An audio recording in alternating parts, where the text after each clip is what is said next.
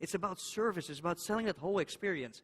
This is kind of how we see things. You know, restaurants information, tourist information, museums, events, sporting events, tour guides. All of that information can flow from the tourist board websites, from restaurant review website, into your website.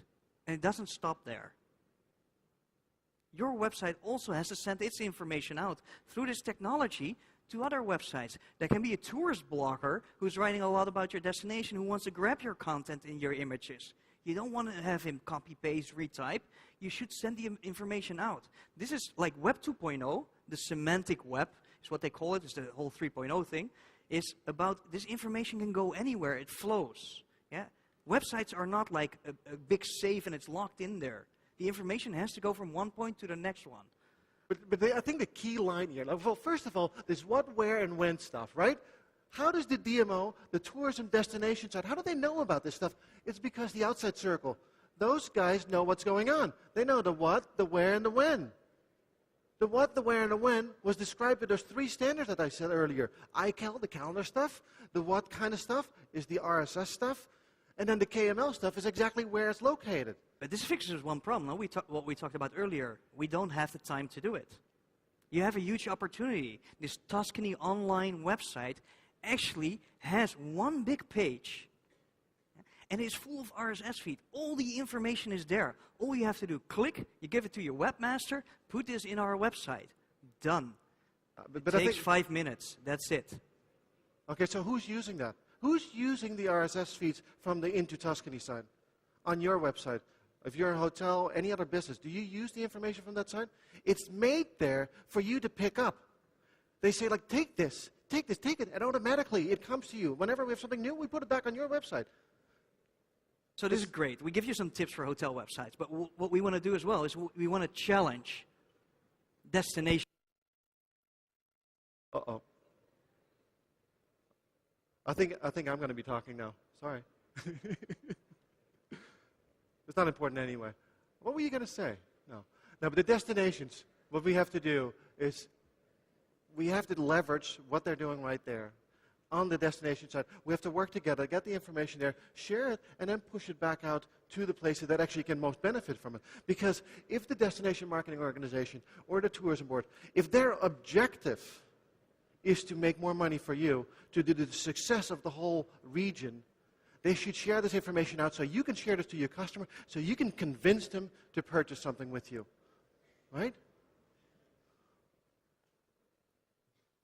I think we should talk about remarkable content. Good. Can you guys hear me? Yeah, this works. Sorry. Okay, remarkable content. What is it? Does anybody know the definition of remarkable? Yeah, at least for people to read it, whatever you're putting online, on your Twitter account, on your Facebook account, on your website, has to be remarkable. Well, the definition of remarkable is very simple. Worth making a remark about. It's worthy for somebody else to actually retweet, to push like on Facebook. And that's what we're going to have to start asking ourselves. The information that we're putting out there, is it worth for somebody else to comment, to respond? Not is it important to me, do I like it? Is somebody else going to like it? And that is it's fundamental. It's fun. Like why are bloggers successful? Tourism bloggers, because they actually talk about something interesting. Tourism, attractions, events. They don't talk about the hotel. Unless you're a 5-star destination type of hotel, luxury resort where you're really going to spend an entire 2 weeks. Okay, that's a different kind of product. If you're a city hotel, they're not coming for your hotel. So we're going to have to talk about something remarkable. What is happening in town when I'm coming? That's something I'm interested in. I can stay in hotel A, B, or C. I don't care.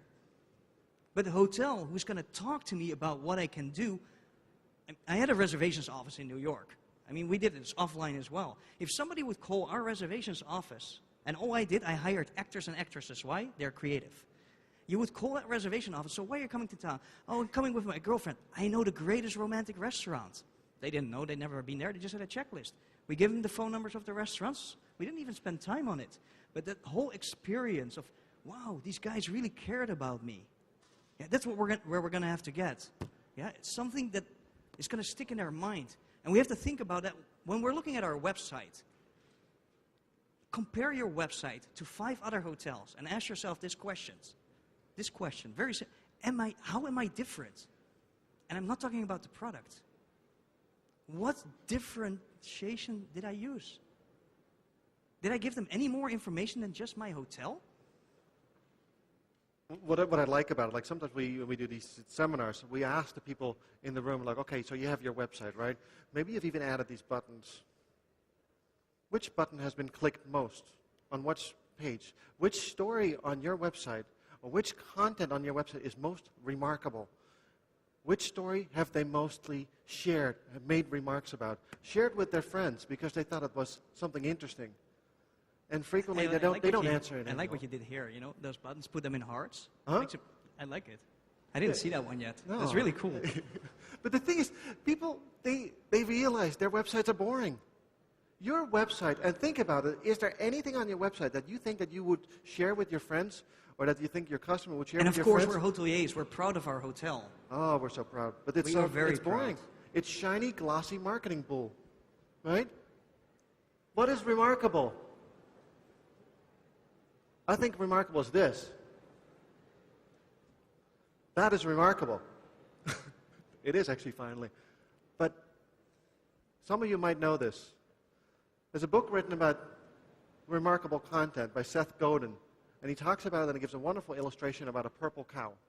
The book is also called Purple Cow.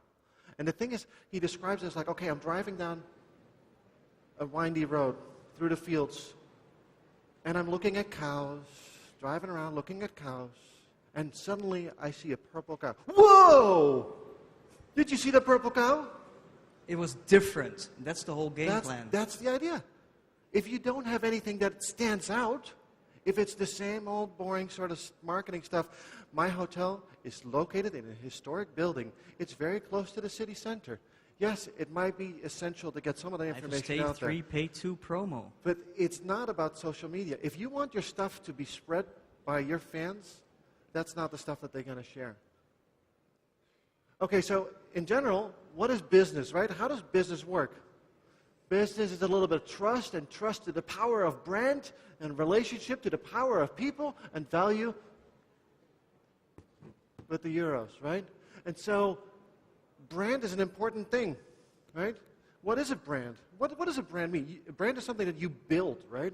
You put a lot of effort into it. And in Europe, there's lots of brands. You guys are fragmented.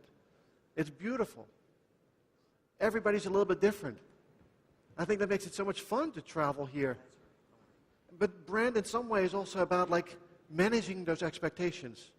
If I go to the big, large hotel chain, I know that when I walk in, on the left side, right side, this is how my bedroom looks, this is exactly everything the same. But brand is about managing that expectation and sort of saying like, this is what you can expect from us. And you're focusing on your brand and you're building your brand. And guess what? You're tiny, you're small, your customers come from far away. They don't care one bit, they don't know you. They do not know you. I mean, you're spending all the time about building your brand, spending lots of money on it. They don't care one bit.